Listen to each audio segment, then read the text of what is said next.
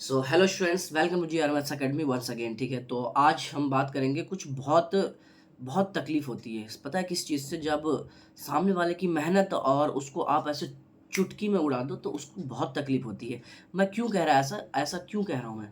इसकी वजह सिर्फ ये है कि अभी लास्ट टाइम कुछ टाइम से जब से मैथ्स का पेपर हुआ है, CBSE का 10th क्लास का मैथ्स का पेपर हुआ है, तब से इंस्टाग्राम, फेसबुक पे बहुत सारे रील्स वायरल हो रहे हैं। अब वो रील्स वायरल क्या हो रहे हैं, आप पहले खुद वीडियो देखिए, फिर मैं उसके बाद आपको बताता हूँ कि क्या इसके पीछे की बात है। ठीक है, आप वीडियो देखिए।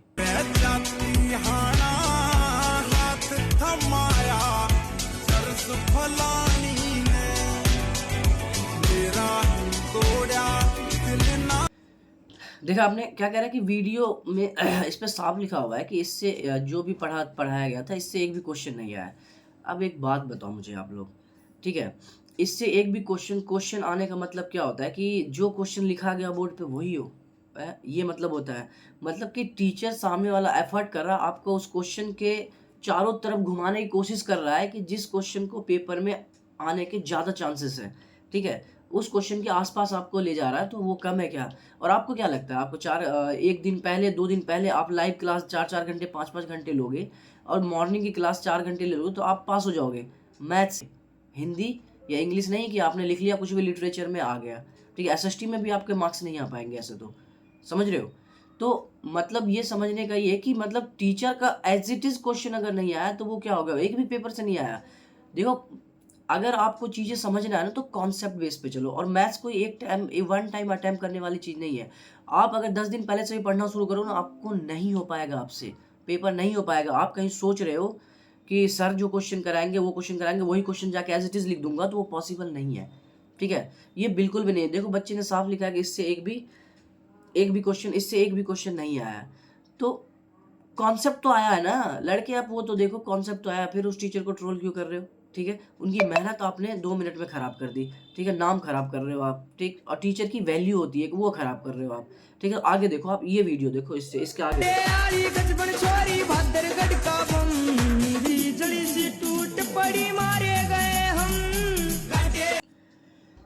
देखो, इस वीडियो में क्या कह रहा है? इस वीडियो में क्या, मैं पढ़ के सुनाता हूँ। हमारे टाइम 4 AM वाली लाइव क्लास भी नहीं काम आया। अरे गधे! कैसे काम आ जाएगा, मुझे ये बताओ? 4 बजे कोई वो प्रसाद बँट रहा था, कोई खा के अमर होने का, पास होने का कोई जड़ी-बूटी बँट रहा था कि उसको खा के जाके दे आएँगे पेपर तो पास हो जाएँगे। फिर से मैं कह रहा हूँ, मैथ्स का पेपर था ये। मैथ्स के पेपर में आप 4 बजे लो या 5 बजे, 10 घंटे क्लास ले लो रेगुलर। ऑनलाइन तो आप बिल्कुल कर ही नहीं पाओगे क्लास। ऑनलाइन उसके लिए होता है गधे, मूर्ख। ऑनलाइन उनके लिए होता है, किसके लिए होता है? जो पूरे 8 महीने, 10 महीने मेहनत करता है, जी जान लगा के, उनके लिए ऑनलाइन क्लास होती है। और ऑनलाइन में सिर्फ़ ये क्वेश्चन, आप इस एक्सपेक्टेशंस के साथ ऑनलाइन क्लास लेके बैठो कि ये क्वेश्चंस के आस-पास ये क्वेश्चन मुझे आता है या नहीं आता है। सर जो क्वेश्चन वहाँ बोर्ड पे लिखा है, ये क्वेश्चन मुझे आता ही नहीं। अपने आप को चेक आउट करने के लिए होता है ऑनलाइन, ना कि लास्ट टाइम पे आपको पढ़ाने के लिए कोई आता है। आप लास्ट टाइम पे क्या पढ़ा? 4 घंटे पढ़ के कोई पास हो जाता है, तो क्यों 3 घंटे, 365 दिन का? सीबीएसई क्या बेवकूफ़ है क्या? सीबीएसई को बेवकूफ़ समझते हो? सीबीएसई बेवकूफ़ है जो 365 दिन देता है 3 घंटे के पेपर को अटेम्प्ट करने के लिए। अरे उस 3 घंटे के पेपर को अटेम्प्ट करने के लिए 365 दिन, कितने घंटे मल्टीप्लाई 24 कर लो। इतने घंटे आपके पास देता है उस 3 घंटे को तैयार करने के लिए, तो इसका मतलब कुछ ना कुछ तो बात है। कहीं न कहीं तो मेहनत करने के लिए वो भी कह रहा है। तो आपको क्या लगता है 4 घंटे की क्लास ले लोगे या 4 बजे जग के सुबह क्लास ले लोगे पेपर के, एक दिन पास हो जाओगे? ठीक है? ये मूर्खता है, ठीक है? तो इस भ्रम में मत रहो और टीचर को क्लेम करना पहली बात तो बंद करो। ये गलत है। अच्छा, और वीडियो देखो, अभी बहुत सारी बातें, अभी वीडियो देखो ये वाला, इसमें देखो क्या कहा है इसने।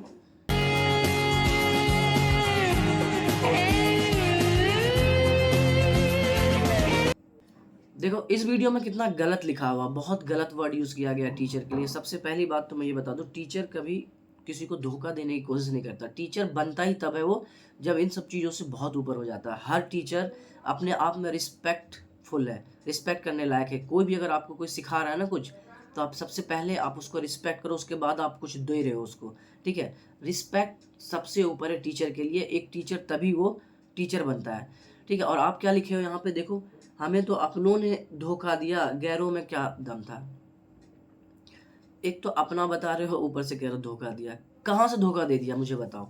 हाँ, मैं आपको ये भी बताऊँगा कि टीचर की थोड़ी-सी एक सेंटेंस में मिस्टेक है, वो कहाँ है मैं वो आपको बताऊंगा अभी थोड़ी देर बाद मैं आपको बताऊंगा कि टीचर की मिस्टेक कहाँ पे, जिसकी वजह से टीचर ट्रोल हो चुका है, और टीचर ट्रोल हो गया और ट्रेंड में आ चुका है ये बात।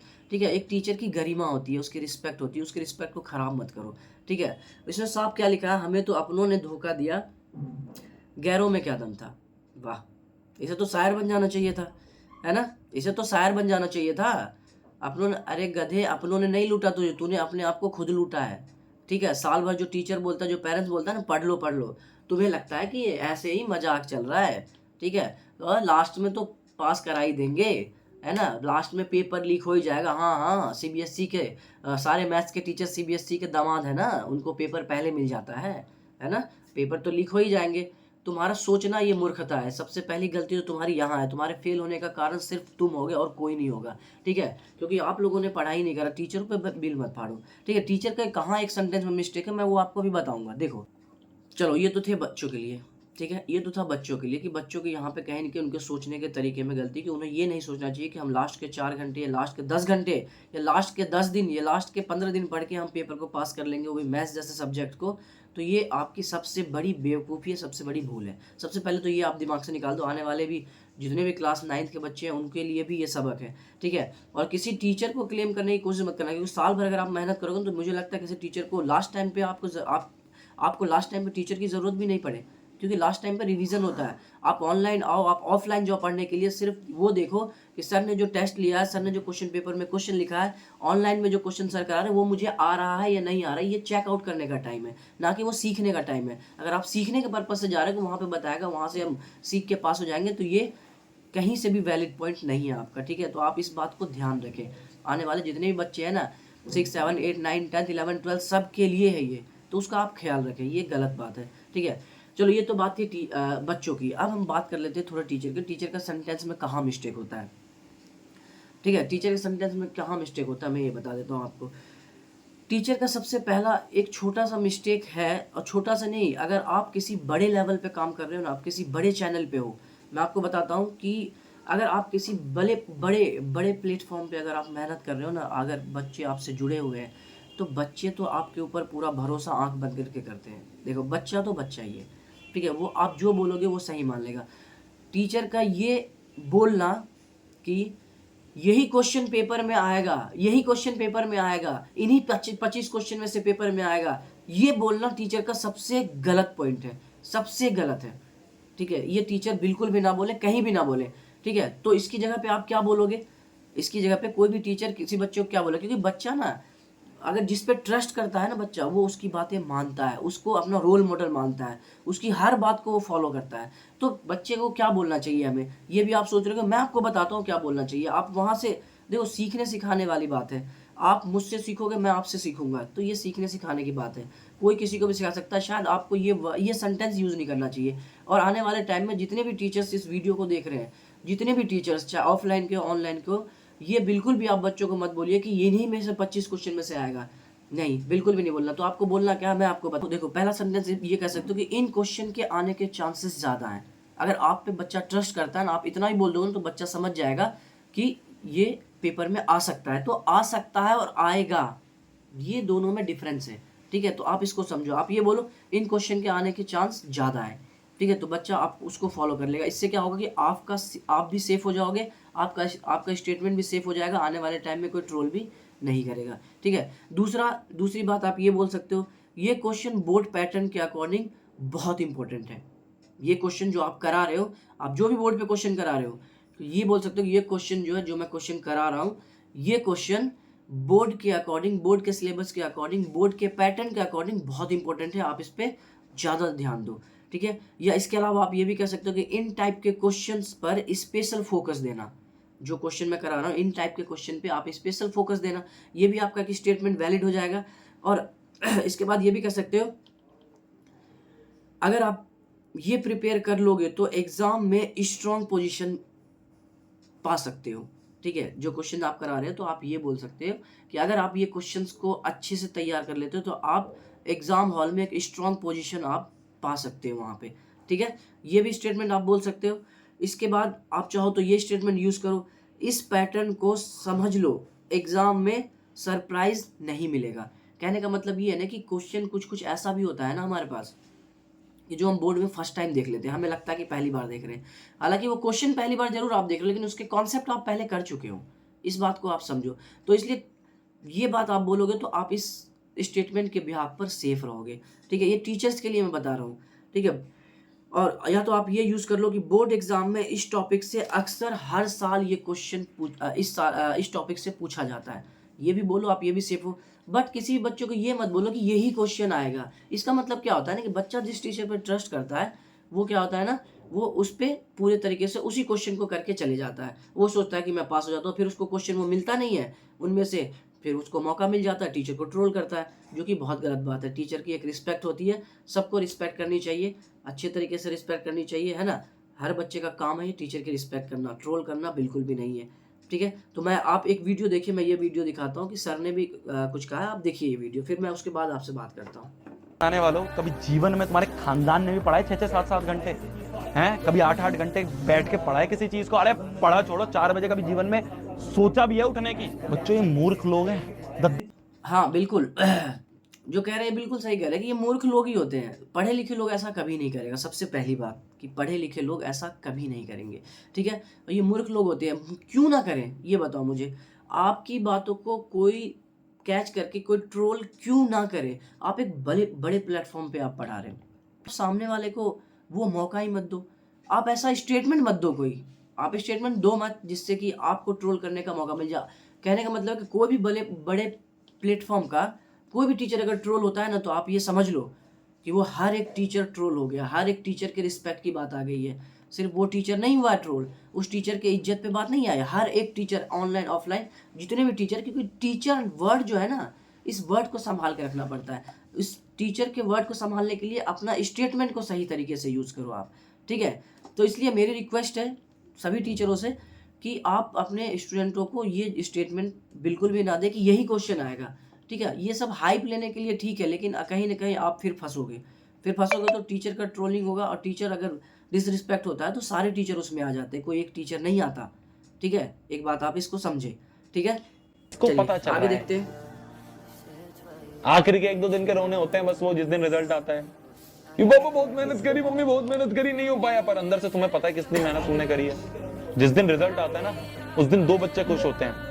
एक वो बच्चा जिसको पता होता है कि यार मैंने बहुत मेहनत करी थी, कोई बात नहीं है, 100 की जगह 95 आया, पर मैंने अपनी मैक्सिमम मेहनत कर दी थी, इससे ज्यादा मेहनत मैं नहीं कर सकता था।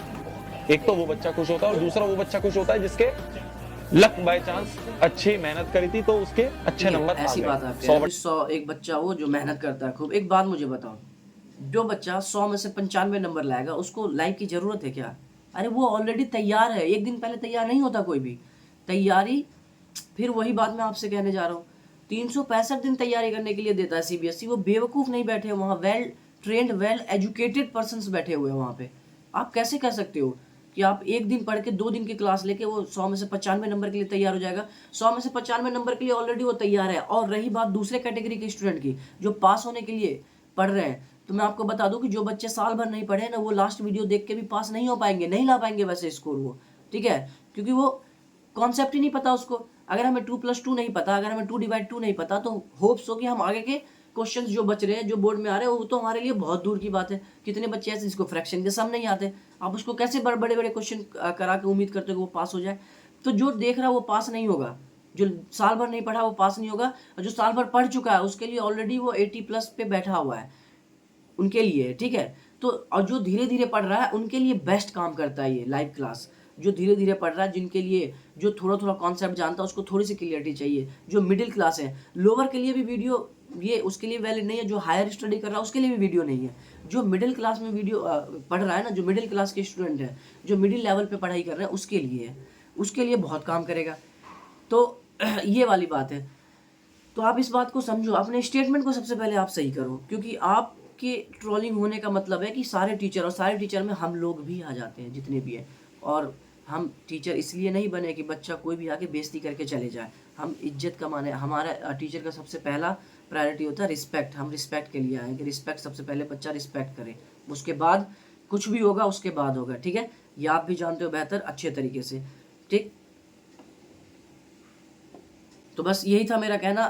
स्टूडेंटों के लिए भी मैंने बोला है और और मैंने टीचर के लिए भी थोड़ी सी बात अपनी रखी है, ताकि आगे टीचर भी इस बात को ध्यान रखे और टीचर कोई ट्रोलिंग ना हो, कोई टीचर की डिसरिस्पेक्ट ना हो। ठीक है, तो आप अपने स्टेटमेंट को बस सही कीजिए, अपना स्टेटमेंट सही कीजिएगा। होप सो कि सब सारी बातें आपकी वैलिड होगी और आपकी जो वैल्यू है वो बनी रहेगी। ठीक है, तो इसी शब्दों के साथ मैं आप लोगों से यहीं पे विदा चाहूँगा। मिलते हैं हम नेक्स्ट वीडियो में, तब तक के लिए अपना ख्याल रखिए। Bye bye, take care. और बिल्कुल भी अब किसी टीचर के लिए कुछ भी नहीं बोलना है। जितने भी स्टूडेंट हो सब रिलैक्स होकर अपनी पढ़ाई करो, तैयारी करो आगे की, बाकी सब अच्छा होगा। रही बात रिजल्ट की, और सही बात है, रिजल्ट थोड़ा इफेक्ट करता है, थोड़ी देर के लिए थोड़ा इफेक्ट करता है। ठीक है, ये नहीं कहूँगा कि नहीं करता है, करता है, क्योंकि इसका जो सफ़र, इस रिजल्ट का, इस पेपर एग्जाम का जो सफ़र, रिजल्ट का जो सफ़र करता है ना, पता है कौन? बच्चा कम करता है, पेरेंट्स ज़्यादा करते हैं। तो इसलिए उनकी उम्मीदों पे पानी नहीं जाए, इसलिए भी आप लोगों को मेहनत करनी चाहिए ईमानदारी से। ठीक है, बाकी हम मिलते हैं नेक्स्ट वीडियो में।